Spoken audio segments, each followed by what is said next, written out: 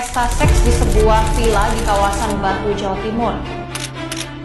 Munculnya sekitar 6 grup penyimpangan seksual di Facebook membuat resah para pengguna media sosial. 12 orang ditangkap setelah melakukan seks dengan ganti pasangan atau swinger.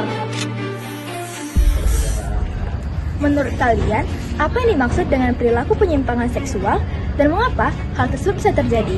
Secara umum, penyimpangan seksual adalah perilaku yang tidak sesuai dengan norma, moral, dan juga hukum yang berlaku. Bentuknya pun juga beragam, mulai dari pelecehan seksual, kekerasan seksual, pedofilia, fetisisme, dan lain-lain. Padahal kita udah tahu kalau sikap itu tuh nggak baik dan merugikan banyak orang. Lalu alasan orang-orang berperilaku menyimpang itu kenapa ya?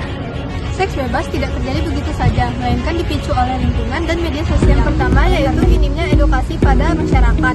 Banyak remaja yang tidak mendapatkan edukasi seksual, sehingga mereka mencari tahu sendiri dengan menonton pornografi. Oleh karena itu, edukasi lingkungan yang sehat dan bijak bermedia sosial adalah kunci utama untuk membentengi diri. Yang kedua adalah faktor psikologis. Faktor psikologis juga memiliki peran besar mengenai penyimpangan ini.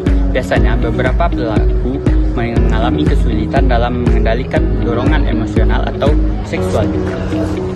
Ada juga yang punya gangguan kepribadian atau bahkan trauma masa lalu yang tidak pernah diatasi.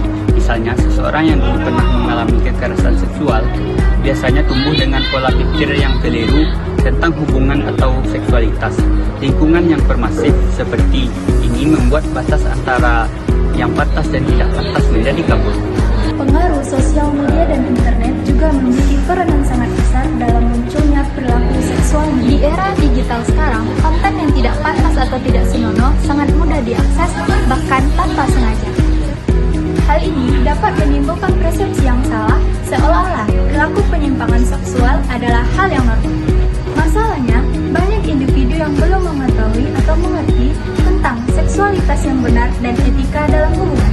Akibatnya, informasi yang keliru justru dianggap sebagai suatu hal yang tidak wajib. Lalu, bagaimana cara kita mencegah seks bebas? Yaitu dengan memberikan batasan secara aspek fisik maupun emosional, memilih circle pertemanan yang baik. Yang ketiga adalah kontrol diri dan bijak dalam menggunakan media sosial.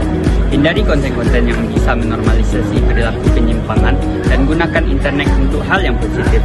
Dan yang terakhir, dukung korban penyimpangan seksual. Jangan menghakimi atau menyalahkan mereka, tapi buat mereka merasa aman dan didengar. Dukungan sekecil apapun bisa berarti besar untuk proses pemulihan mereka. Jadi, penyimpangan seksual bukan cuma masalah individu, tapi juga masalah sosial yang menyentuh kita semua karena salah satu orang kehilangan rasa aman, berarti lingkungan kita belum benar-benar aman. Mulailah dari diri sendiri, belajar menahan diri, menghargai, menghormati, dan menolak segala jenis pelecehan. Karena lingkungan yang aman adalah tanggung jawab kita semua. Bersama-sama kita mewujudkan lingkungan